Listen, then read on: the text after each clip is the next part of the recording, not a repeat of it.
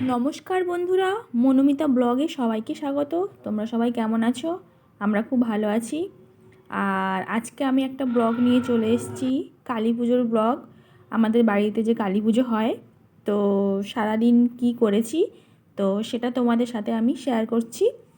এখন আমি কালী পুজোর দিন সকালে স্নান করে নিয়ে পুজো টুজো করে নিয়েছি, তারপরে খাওয়া দাওয়া করেছি। খাওয়া দাওয়া করার পরে এই রান্না করছি, নিরামিষ রান্না, মুগ ডাল, ফুলকপি আলুর তরকারি আর শিম ভাজা। শ্বশুরমশাই শিম ভাজা খাবে বলেছে, আর শাক ঘন্ট। তো তোমরা সবাই সঙ্গে থাকো আর দেখো, অনেক দিন পর ব্লগ দিচ্ছি, সবাই থাকো সঙ্গে। ডালটা সেদ্ধ হয়ে গেছে, এইবার লবণ আর হলুদ দিয়ে দিলাম।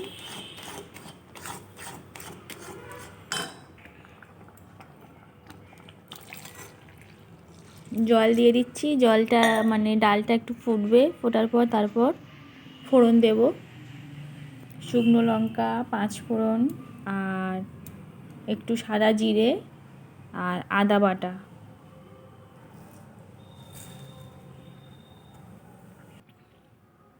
তেজপাতা, কাঁচা তেজপাতা বাড়ির মানে শুকনো করা হয়নি, গাছ থেকে পেড়ে নিয়ে এসেছি একটু আগে। এইবার এই যে আদাটা দিয়ে দিলাম, ডালটা দেব। আজকের আমাদের বাড়িতে দুজন ব্রত করেছে, অঞ্জলি দেবে, মানে আমার বর আর দাদাভাই দুজন, আর আমরা সবাই ভাত খাবো। আমিও উপোস থাকতাম, যেহেতু বর উপোস আছে, কিন্তু আমি একদম না খেয়ে থাকতে পারি না, খুব শরীর খারাপ হয়, সেই জন্য আমি খেয়ে নেব। এমনি পুজোর ওখানে থাকবো, কিন্তু অঞ্জলি দেব না। এই যে ডালটা রান্না হয়ে গেছে, এইবার শিমটা ভেজে নেব। কড়াই তেল দিয়ে দিয়েছি।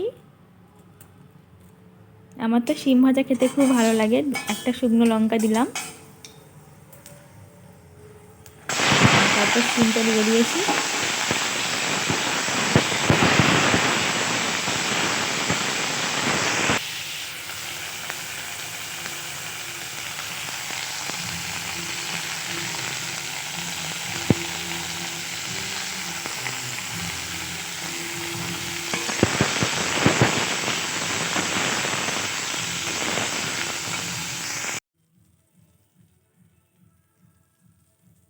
একটু সাদা জিরে আর কালো জিরে দিলাম, এটা দিলে খেতে একটু ভালো লাগে, তাই একদম অল্প করেই দিলাম।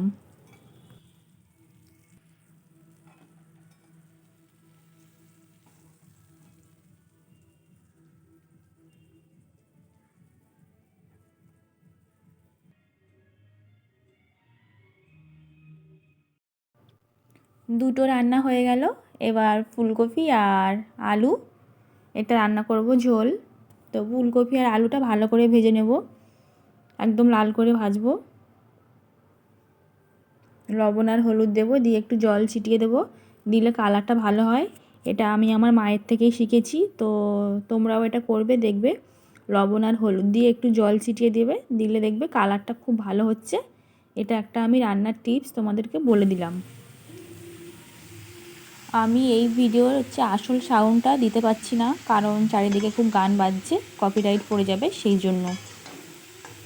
ফুলকপিটা ভাজা হয়ে গেছে, এবার কড়াইতে আমি সরিষার তেল দিলাম, দিয়ে সাদা জিরে, পাঁচ ফোড়ন আর একটা শুকনো লঙ্কা কেটে দিলাম। এটা ভালো করে ভাজবো, একটা সুন্দর গন্ধ বেরোবে। তো তারপর আমি টমেটো দেব, একটা বড় সাইজের টমেটো কেটে নিয়েছি, ওটা আমি দিলাম। দেওয়ার পর তারপর হলুদ দিচ্ছি,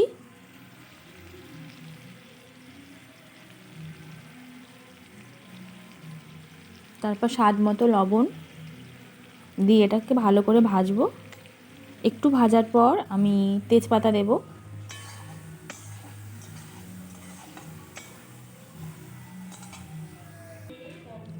তারপর এই আদা বাটা, আদা, জিরে আর লঙ্কা বাটা। ফুলকপির তরকারিতে আদা বাটা আর জিরে বাটা দিলে নিরামিষ খুব ভালো হয় খেতে। এটা ভাজা হয়ে গেছে, এবার একটু লঙ্কার গুঁড়ো দিচ্ছি। এটা আমাদের বাড়ির লঙ্কার গুঁড়ো, কেনা নয়, কেনা লঙ্কার গুঁড়ো আমরা খাই না। বাড়ির লঙ্কার গুঁড়ো এটা। এইবার একটু ভাজা ভাজা হয়ে গেলে, মশলাটা ভালো করে হয়ে গেলে আমি ধনেপাতা দিয়ে দিলাম। এইবার সেই মশলার মধ্যে ভেজে রাখা ফুলকপি আর আলুটা দিলাম। আসলে মেনলি আমার চ্যানেলটা রান্নার ব্লগ দেওয়া হয়, সেই জন্য আমি একটু রান্নার ব্লগ রাখি তার সঙ্গে। আর আনুষঙ্গিক বিষয় কিন্তু আজকে যেহেতু কালী পুজো, তো সারা দিনের ব্লগটা আমি তোমাদের সাথে শেয়ার করছি। সারাদিন কী করেছি আমরা কি করেছি, তো তোমরা সবাই দেখো। রান্না তো চলছে। এই সময় আমি একটু শাক কেটে নেব, শাকের ঘন্ট হবে। তো ফুলকপির তরকারিটা হয়ে গেছে, মানে নামানোর একটু আগে আমি একটু গরম মশলা দিয়েছিলাম। এদিকে শাক ঘন্ট শুরু হয়ে গেছে, মানে কচু, বেগুন আর আলু একদম ছোট সাইজের করে কেটে নিয়েছি। কেটে নিয়ে ওটা লবণ আর হলুদ দিয়ে অল্প জল দিয়ে সেদ্ধ করে নেওয়া হয়েছে। এইবার এই যে কোঁচানো শাকটা ওর মধ্যে দেওয়া হচ্ছে। এটা আমার শ্বশুরমশাইয়ের খুব একটা পছন্দের রান্না। তো দেখো শাকটা আর সবজিগুলো সব সেদ্ধ হয়ে গেছে। এইবার ফোড়ন দিতে হবে। ঢেলে নিয়েছি ওটা। এবার কড়াইতে তেল দেব। তেল দিয়ে দেখো 5 ফোড়ন দেব, আর শুকনো লঙ্কা 5 ফোড়ন আছে, আর কালো সর্ষে আছে, একদম অল্প কালো সর্ষে। এটা আমি প্রথম রান্না করছি, কোনো দিন রান্না করিনি এর আগে।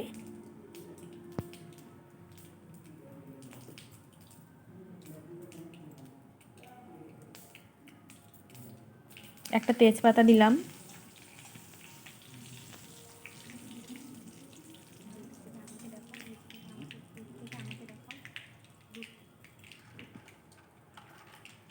বরমশাই এসে গেছে, তাই একটু ভিডিওটা করে দিচ্ছে। কি রান্না করছো? বড়ি 4-5টা মতো বড়ি দিলাম। বড়ি দেওয়ার পর এই যে আদা বাটা, জিরে বাটা আর একটু কাঁচা লঙ্কা বাটা একটু দিতে হবে ওর মধ্যে।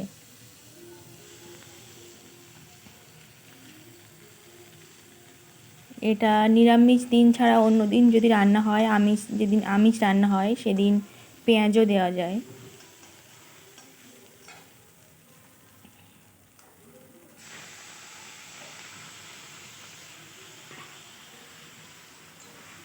এটা আমার শাশুড়ি মাই রান্না করে, কিন্তু আজকে মা একটু ব্যস্ত আছে, পুজোর ওখানে আছে, সেই জন্য আজকে রান্নাটা আমিই করছি।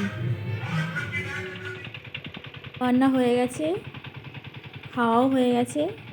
এবার এই যে 2:30টার দিকে ঠাকুর আসছে, মানে ঠাকুর আনতে গেছিলো সবাই, ফিরছে। তো আমাদের পুরনো বাড়িতে এই পুজোটা হয়,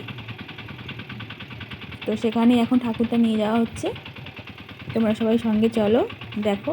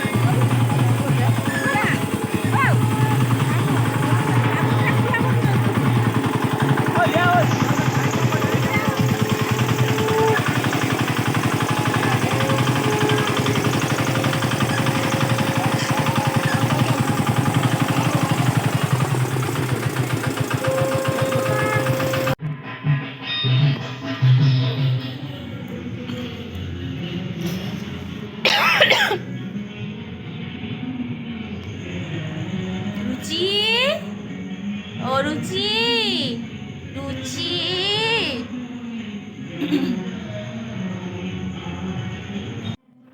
তো আবার ঠাকুরের কাছে আমি যাচ্ছি আলপনা দিতে। শুধু এই বাড়ি আর ওই বাড়ি হচ্ছি, এই চলে এসছি আলপনা দিতে।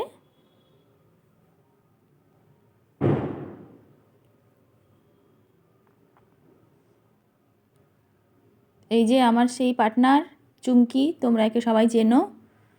ও সব সময় আমার সঙ্গেই থাকে। দেখো ওখানেও চলে এসছে। আলপনাটা হয়ে গেলে আবার বাড়িতে গিয়ে সব প্রদীপগুলো জ্বালাবো। তেল দেওয়া হয়নি এখনও, শুধু বাতিগুলো রেডি করেছি। তো তেল দিয়ে প্রদীপ জ্বালাবো, আবার বাড়িতেও আলপনা করব। আগে ঠাকুরের সামনে আলপনাটা করে নিই, তারপর বাড়িতে অনেক আলপনা করেছি কিন্তু সবটা ভিডিও করিনি, অনেকটা বড় হয়ে যাবে ভিডিওটা, সেই জন্য।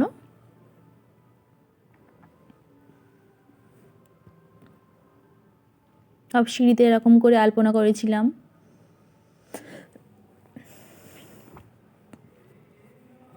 এই যে প্রদীপগুলোতে মানে বাতিতে সব তেল দিচ্ছি, মোমবাতিও ধরানো হয়েছে, তবুও প্রদীপ একটা ঐতিহ্য, বেশ ভালোই লাগে আমার, সেই জন্য প্রদীপ। এই দেখো সব প্রদীপ জ্বালিয়ে দিয়েছি। এটা আমাদের পুরনো বাড়ি, পেছনে নতুন বাড়ি আছে।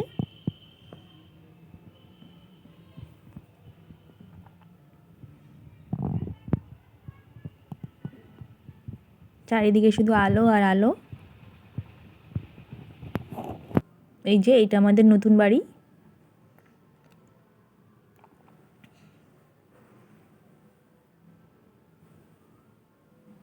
নতুন বাড়িতে প্রদীপ জ্বালানো হয়নি, মোমবাতি দিয়েছি।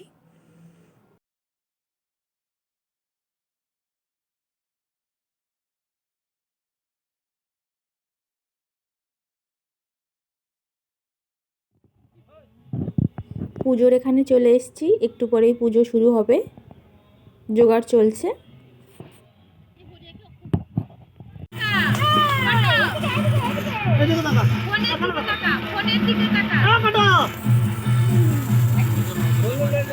এখন ঘাটে জল ভরতে গেছে, পুকুরে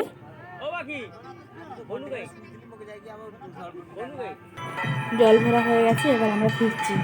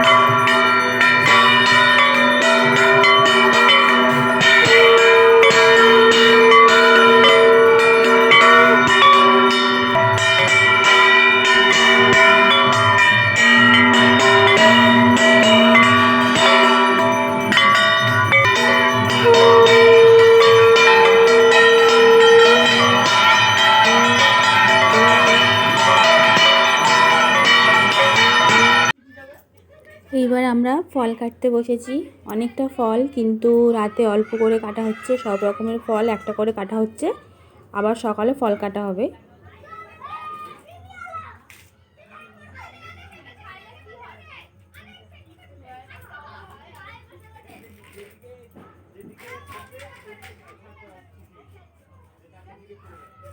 ছাড়ে ছাড়ি দেবে তো।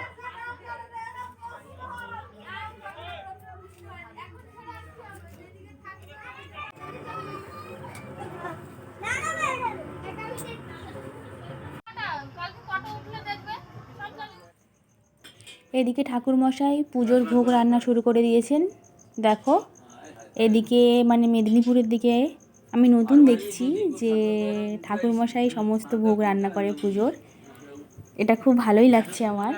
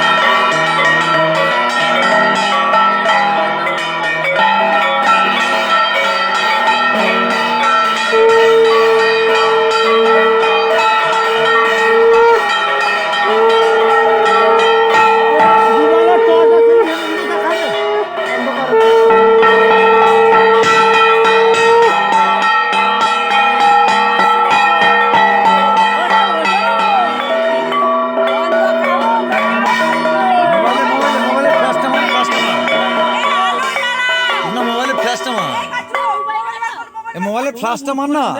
সেই লাইট জ্বলবে নি। বাহাদুর দেখানি হাতু তো কারপালে দিলা মানে চাপো জানো লাইটম্যান আছে সে ফ্লাশ চালিয়েছে, বাজাও বাজাও। বাজা বাজা বাজা ঘন্টা বাজা